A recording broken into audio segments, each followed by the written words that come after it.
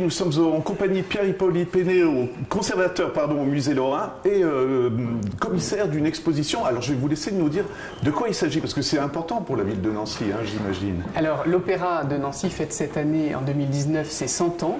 Et à l'occasion de cet anniversaire, nous avons souhaité organiser une exposition qui retrace toute l'histoire des salles de spectacle à Nancy, depuis le XVIIIe siècle jusqu'à aujourd'hui. Voilà, alors vous disiez 100 ans, mais en fait on va remonter beaucoup plus loin, et c'est 300 ans, si je ne me trompe pas trop. Et ce que j'ai trouvé passionnant dans votre présentation, c'est qu'en fait c'est quand même très politique au départ, hein, toutes ces histoires de culture, on va dire. Oui, alors évidemment les premiers théâtres qui sont construits sont plutôt des théâtres de cour pour les notables, et puis à partir de Stanislas, on va vouloir créer une salle pour les Nancéens qui vont pouvoir venir assister aux spectacles qui y sont présentés. Alors ce que je trouve aussi très intéressant, c'est que j'ai découvert que c'était les acteurs au départ, qui c'était tout simplement? Alors on a une double facette de ces artistes, à la fois des professionnels qui viennent se produire, mais aussi des amateurs, puisqu'à la cour de Lorraine, le couple ducal, les princes, les princesses et les membres de la cour participent à ces spectacles. La duchesse Elisabeth Charlotte danse sur la scène avec ses enfants, ses pages et ses dames, et donc voilà, toute la cour participe à ces spectacles. Après, venue des vedettes de Paris, des choses comme ça, ça rappelle beaucoup ce qui se passe un petit peu maintenant aussi, non? Oui, tout à fait. Alors, on a de nombreuses célébrités parisiennes qui viennent se produire à Nancy au 19e, au 20e siècle. Et à chaque fois, le paradoxe, c'est que les Nancéens, évidemment, se précipitent lorsque ce sont les Parisiens qui viennent jouer, et sont un petit peu plus difficiles avec la troupe permanente.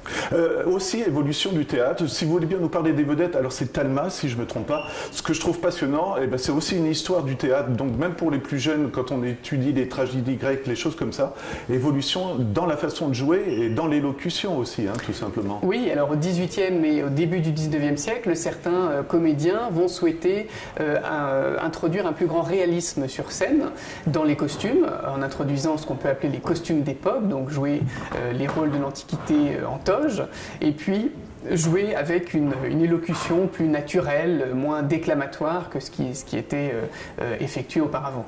Et ce qu'il y a de passionnant également dans cette exposition, c'est qu'on va voir l'évolution de l'art dramatique aussi, mais même des constructions. 1906 drame, incendie, je vous laisse nous en parler un petit peu, parce que après s'ensuit un projet tout à fait passionnant, mais encore une fois la politique s'y mêle quelque part. Oui, tout à fait. Alors finalement cet incendie, il arrive à un moment un petit peu charnière, où le théâtre de Nancy a du mal à attirer autant de spectateurs qu'auparavant, ou alors au contraire est devenu trop petit lorsque les grandes célébrités parisiennes viennent. Donc cet incendie le détruit, et on décide de reconstruire un nouveau théâtre, et c'est la municipalité qui lance un concours d'architecture. Alors on parle de théâtre, mais je trouve qu'on peut parler aussi d'art tout simplement, parce que quand on voit les sculptures qui sont proposées sur les magnifiques dessins, les choses comme ça, c'est encore une fois du rêve que vous proposez, non, également? Qu'est-ce qu'on peut dire sur ça? C'est vrai que c'est un art total finalement, l'art de la scène, qui permet évidemment de voir ces salles qui étaient absolument magnifiques, en particulier l'opéra de Bibbiena qui était vraiment extraordinaire. Exactement. Mais les salles suivantes également, et puis bien sûr le rêve qui est vendu aux spectateurs par les artistes dans les spectacles qui sont présentés. Alors jusque dans les années 80, ça sera un théâtre, mais quand est-ce que ça devient un opéra alors? Alors il est appelé au XXe siècle le Grand Théâtre, et puis dans les années 80 il devient opéra lorsque les trois grands genres scéniques, le théâtre, la danse et l'opéra, vont bénéficier d'une institution consacrée. Le Ballet national de Lorraine pour la danse, le Théâtre de la Manufacture pour le théâtre, et donc l'opéra qui devient Opéra national de Lorraine pour le registre musical. Voilà, alors j'ai une toute dernière question, mais c'est peut-être plus personnel. Quand on voit des pièces qui viennent de la Comédie Française ou du Louvre, est-ce qu'il y a de l'émotion et puis bien évidemment de la fierté, j'imagine, pour vous, parce que c'est un petit peu vous qui êtes le maître d'œuvre de tout ça? Alors c'est très émouvant, d'abord parce que certains dessins sont présentés pour la première fois à Nancy, qui représente cet opéra de Nancy, et pour ma part j'ai été particulièrement heureux de pouvoir présenter les accessoires de Talma. C'est particulièrement émouvant de pouvoir se dire qu'il a porté cette couronne de laurier dans les grands rôles tragiques, et puis cette épée qu'on est très heureux de présenter aux visiteurs dans l'exposition. Voilà, toute dernière question, jusque quand l'exposition? Parce qu'on a le temps, mais il faut venir en profiter. Hein, alors elle est ouverte jusqu'au 24 24 février avec toute une programmation qui est proposée aux visiteurs durant sa période d'ouverture. Voici, c'est vraiment avec beaucoup de plaisir qu'on est en votre compagnie, Monsieur Laurent Spielmann, directeur de l'Opéra de Lorraine. 100 ans, je pense, beaucoup d'émotions pour vous, tout simplement, quand vous découvrez cette exposition. Ah oui, c'est formidable. On est très très heureux de ça. D'abord parce qu'il y a eu un travail magnifique mené par les musées de la ville de Nancy et par les équipes de l'Opéra. Et je suis toujours très heureux lorsque les institutions travaillent les unes avec les autres. Je suis pour que ces partenariats s'amplifient, que ce soit avec le théâtre, avec la danse et toutes les institutions nancéennes, avec les médiathèques, pour que, au fond, l'opéra, c'est un vaisseau amiral et il faut que, avec nous, l'ensemble de la culture nancéenne montre ses savoir-faire. Et c'est le cas dans cette exposition qui est extrêmement ludique, qui est très amusante à visiter parce qu'on y voit des choses très différentes les unes des autres. On voit des éléments historiques. On y voit des plans, on y voit des mannequins, on y voit des coiffes absolument magnifiques qui viennent des stocks de l'Opéra national de Lorraine, donc je suis très heureux de cette expo. Et je me disais, bien évidemment, ça s'adresse au départ à des connaisseurs, j'imagine, cette exposition, mais c'est aussi pour les gens qui veulent découvrir un peu l'univers artistique en général, parce qu'on parle bien sûr d'opéra, de théâtre, mais je le disais avec l'interlocuteur précédent, c'est aussi les décorations de l'opéra, des choses comme ça. C'est vraiment une belle façon de découvrir tous les talents, finalement, non? Oui, il y a beaucoup de talents réunis dans une maison d'opéra. Évidemment, il y a les chanteurs, les solistes, vous savez, c'est des artistes de très haut niveau, c'est surtout des athlètes extraordinaires, puisqu'ils ont une voix comme nous tous, mais cette voix est travaillée.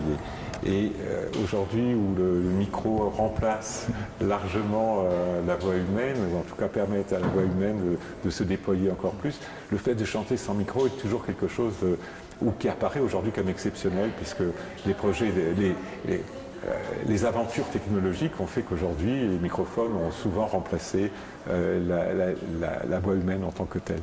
Donc il y a ça, mais il y a aussi tous les artisans, tous ceux qui fabriquent des costumes, tous ceux qui fabriquent des décors.